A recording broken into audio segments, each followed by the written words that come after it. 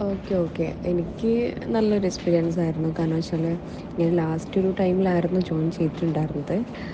പക്ഷെ നല്ല രീതിയിൽ സപ്പോർട്ട് ഉണ്ടായിരുന്നു. കാരണം ഏത് സമയത്ത് മെസ്സേജ് അയച്ചാലും റിപ്ലൈ ഒക്കെ കിട്ടുന്നുണ്ടായിരുന്നു. അതുകൊണ്ട് ശരിക്കും പരീക്ഷ എഴുതുന്ന സമയത്ത് ടെൻഷനോ കാര്യങ്ങളോ ഇല്ലായിരുന്നു. കാരണം നിങ്ങളുടെ ഭാഗത്തുള്ള ആ സപ്പോർട്ട് എനിക്ക് നല്ല രീതിയിൽ എനിക്ക് തോന്നുന്നു ഞാൻ ഇവിടെ തന്നെ ചൂസ് ചെയ്തത് നല്ലതാണെന്ന് എനിക്ക് തോന്നിയിട്ടുണ്ട്. ഇനിയിപ്പോൾ നെക്സ്റ്റ് ഞാൻ ഇപ്പോൾ പ്ലസ് ടു കഴിഞ്ഞ് നെക്സ്റ്റ് ഞാൻ ബികോം എടുക്കാനും ഇവിടെ തന്നെയാണ് പ്ലാൻ ചെയ്യുന്നത്. കാരണം ആ രീതിയിലുള്ള സപ്പോർട്ടാണ് നിങ്ങളുടെ ഭാഗത്ത് നിന്ന് കിട്ടുന്നത്.